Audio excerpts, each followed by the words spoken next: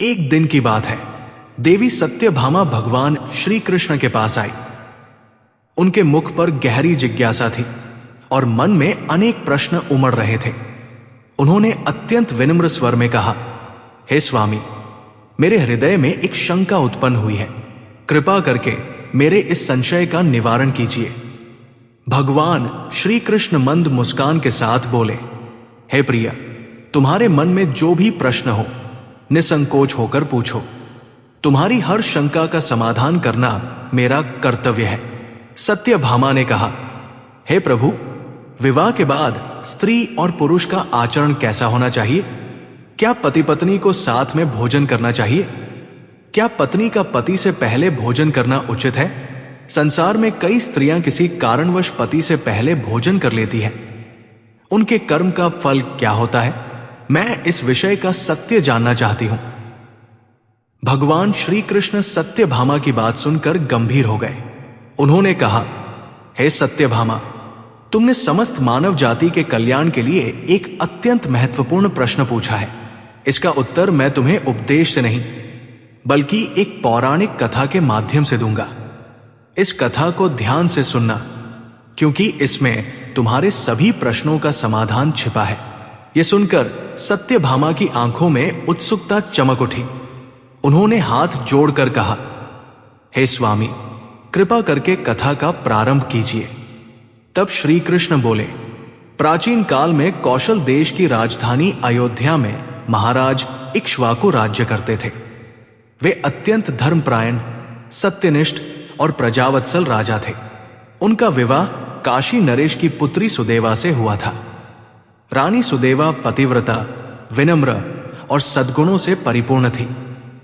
राजा और रानी के धर्मपूर्ण आचरण से संपूर्ण अयोध्या सुख शांति से परिपूर्ण थी। महाराज इक्ष्वाकु ने अपने जीवन में अनेक यज्ञ किए, मंदिर और सरोवर बनवाए, संतों और प्रजा की रक्षा को अपना परम कर्तव्य माना। राज्य में अन्याय और भय का कोई स्थान नहीं था। अयोध्या से कुछ दूरी पर एक घना और भयावह जंगल था। उसी जंगल में एक विशालकाय जंगली सुअर अपने परिवार सहित निवास करता था। वो सुअर अत्यंत विकराल और क्रोधी था। उसके आतंक के कारण आसपास के गांवों के लोग जंगल के रास्ते से गुजरने में डरते थे। कई बार वो खेतों को नष्ट कर देता, पशुओं पर आक्रमण करता और लोगों को घायल कर देता। जब यह समाचार महाराज इक्ष्वाकु तक पहुंचा तो उन्होंने निश्चय किया कि प्रजा की रक्षा के लिए उस भयंकर वराह का वध किया जाएगा। राजा ने अपने सैनिकों, शिकारी कुत्तों और शस्त्रों के साथ जंगल जाने की तैयारी की। रानी सुदेवा भी उनके साथ रथ में सवार होकर चली। उधर जंगल के भीतर उस विशाल वराह ने दूर से सेना की आहट सुन ली। घोड़ों के टाप, शस्त्रों की झंकार और मनुष्यों की हलचल से वो समझ गया कि आज स्वयं अयोध्या का सम्राट उसके शिकार के लिए आया है। वराह ने अपनी पत्नी की ओर देखकर कहा, हे प्रिय, आज महाराज इक्ष्वाकु स्वयं हमारे पास आए हैं। वे धर्मात्मा और महावीर हैं। यदि मैं युद्ध में मारा भी गया तो ये जन्म पापों से मुक्त होकर विष्णु लोक जाने का अवसर बन जाएगा। ये जीवन मुझे पूर्व जन्म के कर्मों के कारण मिला है। आज शायद मोक्ष का द्वार खुलने वाला है। उसकी पत्नी ये सुनकर व्याकुल हो उठी, आंखों में आंसू भरकर बोली, हे नाथ, यदि आप चले गए तो हमारा क्या होगा? इन बच्चों की रक्षा कौन करेगा? आपके बिना मेरा जीवन सूना हो जाएगा। मैं आपके बिना जीवित नहीं रह सकती। वराह ने दृढ़ स्वर में कहा, धर्म से भागना वीरों का कार्य नहीं होता। अतिथि के रूप में आए राजा का सामना करना मेरा कर्तव्य है। मृत्यु से भागकर जीवन नहीं बचाया जा सकता, पर धर्म निभाकर मृत्यु भी मोक्ष बन जाती है। पत्नी रोती रही, पर वराह का निश्चय अडिग था। अंततः पत्नी ने भी निर्णय कर लिया कि वो पति का साथ नहीं छोड़ेगी। बच्चों को समझाया गया, पर वे भी माता पिता को छोड़ने को तैयार नहीं हुए। पूरा परिवार एक साथ युद्ध भूमि की ओर बढ़ चला। उधर महाराज इक्ष्वाकु भी उस स्थान पर पहुंच चुके थे। जैसे ही दोनों पक्ष आमने सामने आए, भयानक युद्ध आरंभ हो गया। जंगल युद्ध के शोर से कांप उठा। सैनिक और सुअर आपस में टकराने लगे। रक्त की धारा बहने लगी। कई छोटे छोटे सुअर मारे गए। वराह और उसके परिवार ने अद्भुत साहस दिखाया, पर राजा की सेना भी प्रबल थी। धीरे धीरे युद्ध ने विकराल रूप ले लिया। अनेक प्राण उस भूमि पर गिर चुके थे और रणभूमि शोक और रक्त से भर चुकी थी। यहीं से रानी सुदेवा के जीवन की वो घटना आरंभ होती है जो आगे चलकर एक आत्मा की मुक्ति और एक महान कर्मफल का कारण बनती है। रणभूमि में युद्ध और भी भयंकर होता चला जा रहा था। चारों ओर धूल, रक्त और चीखों का वातावरण फैल चुका था। सैनिक अपने भाले और तलवारों से सुअरों पर प्रहार कर रहे थे और सुअर अपने नुकीले दांतों से सैनिकों को उठाकर दूर फेंक रहे थे। जंगल मानो करुण क्रंदन से कांप उठा था। कुछ ही समय में वराह के अनेक पुत्र रणभूमि में गिर पड़े। किसी का शरीर छिन्न भिन्न था, कोई अंतिम सांसें गिन रहा था। अपने बच्चों को मरता देख वराह की पत्नी का हृदय विदीर्ण हो उठा। वो अपने पति के पास दौड़ी और कांपती आवाज में बोली, हे नाथ, हमारे अधिकांश पुत्र मारे जा चुके हैं। अब बचे हुए इन बालकों को लेकर हमें यहां से दूर चलना चाहिए। यदि ये युद्ध जारी रहा तो हमारा पूरा वंश नष्ट हो जाएगा। लेकिन वीर वराह का चेहरा कठोर संकल्प से भरा था। उसने कहा, हे प्रिय, यदि मैं इस समय भय के कारण पीछे हट गया तो मेरी जाति और मेरे कुल का नाम कलंकित हो जाएगा। वीर मृत्यु से नहीं, कायरता से डरता है। मुझे अंतिम श्वास तक युद्ध करना ही होगा। पत्नी ने उसके नेत्रों में देखा। वो समझ गई कि अब उन्हें रोकना असंभव है। अश्रुओं को पोंछते हुए उसने कहा, यदि आप नहीं रुकेंगे तो मैं भी आपके साथ यही प्राण त्याग दूंगी। आपको अकेला छोड़कर जीवित रहना मेरे लिए असंभव है। पति पत्नी दोनों कंधे से कंधा मिलाकर युद्ध में उतर पड़े। उधर राजा इक्ष्वाकु ये भीषण दृश्य देख रहे थे। वराह की प्रचंड शक्ति के आगे कई वीर सैनिक टिक नहीं पाए। वो बड़े बड़े योद्धाओं को अपने दांतों से उठाकर पटक देता था। अपने सैनिकों को मरता देख महाराज इक्ष्वाकु ने धनुष उठाया। उन्होंने एक तीव्र बाण संधान किया और उसे पूरी शक्ति से उस विशाल वराह की ओर छोड़ दिया। बाण सीधा उसके शरीर में गहरे धंस गया। वराह ने एक भयंकर गर्जना की और धरती पर गिर पड़ा। कुछ ही क्षणों में राजा ने उसके प्राण हर लिए। वराह के गिरते ही रणभूमि में क्षणिक सन्नाटा छा गया, पर यह शांति अधिक देर तक नहीं रही। सैनिकों की दृष्टि अब वराह की पत्नी और बचे हुए बच्चों पर जा टिकी। क्रोध से भरे सैनिक उन्हें मारने के लिए आगे बढ़े। ये दृश्य देखकर रानी सुदेवा का हृदय कांप उठा। उन्होंने देखा कि वराह की पत्नी अपने बच्चों के सामने ढाल बनकर खड़ी हो गई। वो चिल्लाकर बोली, बच्चों, जब तक मैं जीवित हूं तुम यहां से भाग जाओ। लेकिन उसका सबसे बड़ा पुत्र आगे आया और बोला, हे माता, संकट में आपको छोड़कर भाग जाना महापाप है। मैं आपको मरने के लिए अकेला नहीं छोड़ सकता। अगले ही क्षण राजा इक्ष्वाकु स्वयं आगे बढ़े। एक ही प्रहार में उन्होंने उस वीर बालक का अंत कर दिया। अपने पुत्र को मृत देखकर वराह की पत्नी का शोक उन्माद में बदल गया। वो घायल शेरनी की तरह सैनिकों पर टूट पड़ी। कई सैनिक उसके आक्रमण में मारे गए। रानी सुदेवा ने महाराज से कहा, हे स्वामी, ये सुवर्णी अनेक सैनिकों का वध कर रही है। आप स्वयं आगे बढ़कर इसे क्यों नहीं रोकते? राजा ने गंभीर स्वर में उत्तर दिया, हे प्रिया, मैंने प्रतिज्ञा की है कि मैं किसी स्त्री का वध अपने हाथों से नहीं करूंगा। स्त्री हत्या महापाप है। न मैं स्वयं ये कर सकता हूं, न किसी को आज्ञा दे सकता हूं। लेकिन सेना का क्रोध शांत नहीं हुआ। तभी एक सैनिक ने आगे बढ़कर भाले से उस मादा सुअर पर प्रहार कर दिया। वो गंभीर रूप से घायल होकर भूमि पर गिर पड़ी और मूर्छित हो गई। रणभूमि में फिर सन्नाटा छा गया। रानी सुदेवा ने उस मरणासन्न प्राणी को देखा। उसके शरीर से रक्त बह रहा था और श्वास कठिन हो रही थी। उस क्षण रानी का कोमल हृदय दया से भर उठा। उन्होंने तुरंत एक पात्र में शीतल जल मंगवाया और स्वयं उस सुवर्णी के पास पहुंच गए। उन्होंने अपने कोमल हाथों से उसके मुख में जल टपकाया और उसके शरीर पर जल छिड़क दिया। ठंडे जल का स्पर्श पाते ही मादा सुअर ने धीरे धीरे आंखें खोली। तभी एक अद्भुत घटना घटी। उस प्राणी ने मनुष्य की तरह स्पष्ट वाणी में कहा, हे देवी, आपने मुझ पर दया की है, आपका ये उपकार मैं कभी नहीं भूलूंगी। ये सुनकर रानी सुदेवा चकित रह गई। एक पशु का मानव भाषा में बोलना असाधारण था। रानी समझ गई कि यह कोई साधारण जीव नहीं है। उन्होंने करुण स्वर में पूछा, हे भद्रे, तुम कौन हो? किस कर्म के कारण तुम्हें ये योनि मिली है? मादा सुअर की आंखों से आंसू बहने लगे। उसने धीमे स्वर में कहा, हे देवी, पहले मैं भी मनुष्य थी। मेरे पूर्व जन्म का अपराधी मुझे इस योनि में ले आया है। यदि आप आज्ञा दें तो मैं आपको अपनी पूरी कथा सुनाऊं। रणभूमि में खड़े राजा और रानी स्तब्ध होकर उसे देखने लगे। हवा थम सी गई थी, जैसे स्वयं प्रकृति भी उस रहस्य को सुनने के लिए मौन हो गई हो।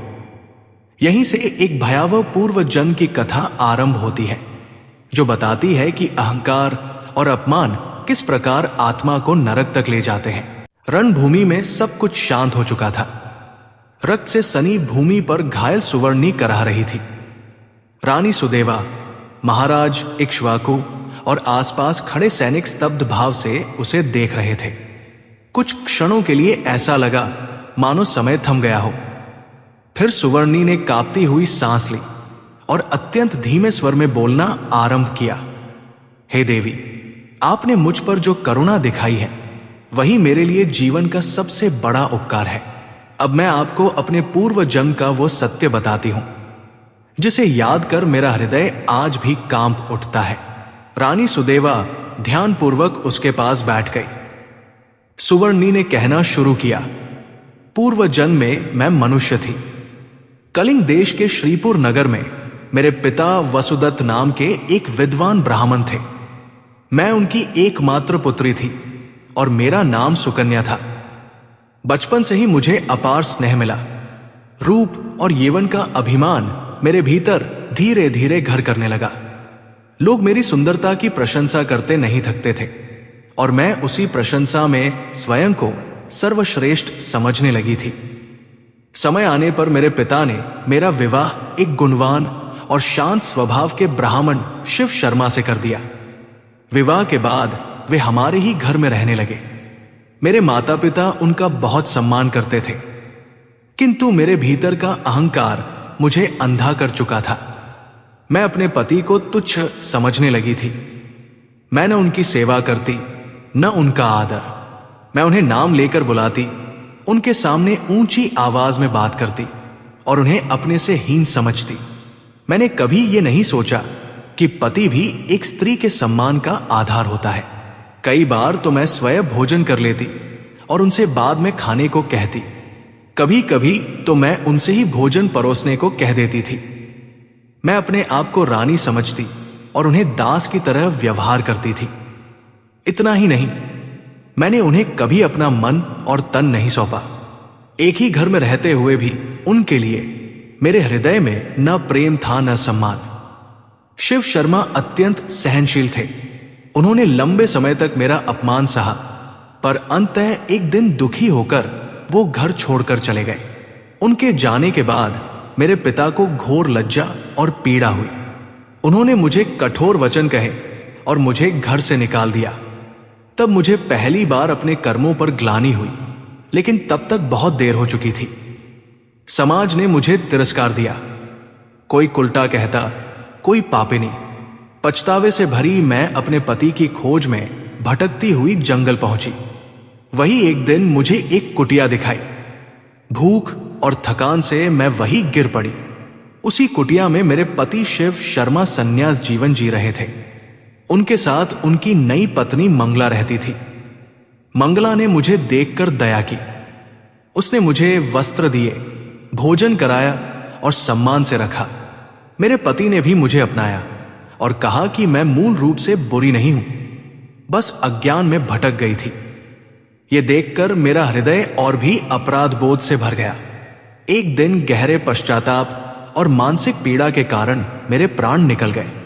मृत्यु के बाद यमदूत मुझे यमलोक ले गए। वहां मेरे सारे कर्मों का लेखा जोखा पढ़ा गया। यमराज ने कहा कि मैंने अपने पति का अपमान किया, उससे पहले भोजन किया, उसका तिरस्कार किया। ये घोर पाप था।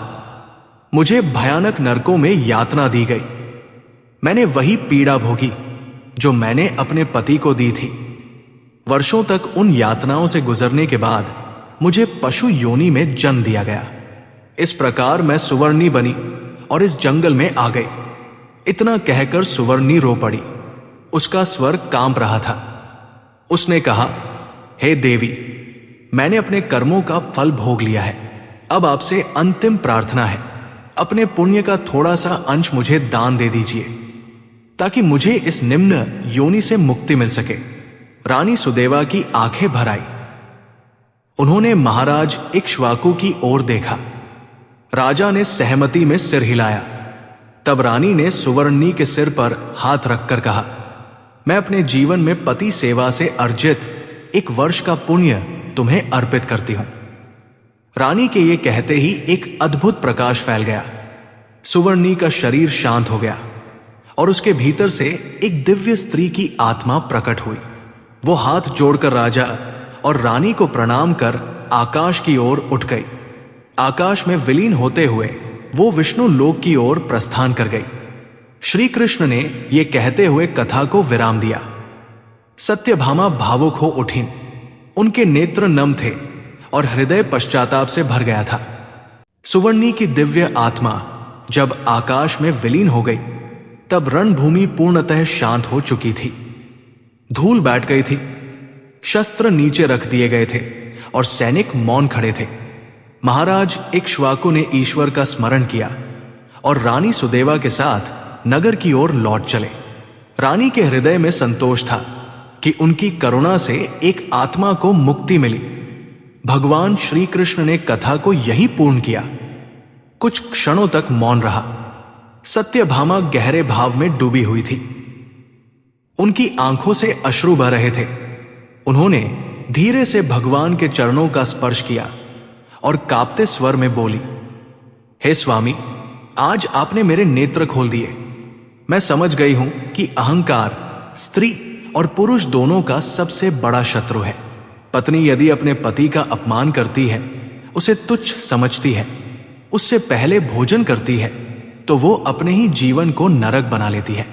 भगवान श्री कृष्ण ने करुण मुस्कान के साथ कहा, हे सत्यभामा, पत्नी और पति का संबंध केवल देह का नहीं, धर्म और कर्तव्य का भी होता है। जहां सम्मान है वही प्रेम टिकता है। जहां अहंकार है वहां विनाश निश्चित है। पति पत्नी को यथासंभव साथ भोजन करना चाहिए। यह केवल अन्न ग्रहण करना नहीं, बल्कि एक दूसरे के प्रति समर्पण और समानता का प्रतीक है। यदि किसी कारणवश पत्नी कभी पति से पहले भोजन कर ले तो उसे अपराध बोध में नहीं जलना चाहिए, बल्कि मन में आदर और सेवा का भाव बनाए रखना चाहिए। कर्म का फल केवल बाह्य क्रिया से नहीं, भाव से मिलता है। किंतु जो स्त्री जानबूझकर पति का अपमान करती है, उसे दास समझती है, वही घोर पाप की भागी बनती है। सत्यभामा ने सिर झुकाकर कहा, हे प्रभु, आज मैं संकल्प लेती हूं कि कभी भी अहंकार को अपने संबंधों के बीच नहीं आने दूंगी। मैं समझ गई हूं कि सच्चा सौभाग्य पति के सम्मान और सेवा में ही निहित है। भगवान श्री कृष्ण ने स्नेहपूर्वक कहा, यही इस कथा का सार है। यह कथा केवल स्त्रियों के लिए नहीं, पुरुषों के लिए भी है। जैसे पत्नी का कर्तव्य पति का सम्मान करना है, वैसे ही पति का भी धर्म है कि वो पत्नी की रक्षा, मान और प्रेम करे। जहां दोनों अपने कर्तव्य निभाते हैं, वहां जीवन स्वयं तीर्थ बन जाता है। सत्यभामा का हृदय आज पूर्णतः शांत हो चुका था। उनके सभी प्रश्नों का उत्तर उन्हें मिल गया था। उन्होंने मन ही मन भगवान को बारंबार प्रणाम किया। दोस्तों, यदि यह कथा आपके हृदय को स्पर्श कर गई हो तो इसे अपने जीवन में अवश्य उतारिए। संबंधों में अहंकार नहीं, आदर रखिए। यही सच्चा धर्म है। आप सभी का धन्यवाद। जय श्री कृष्ण।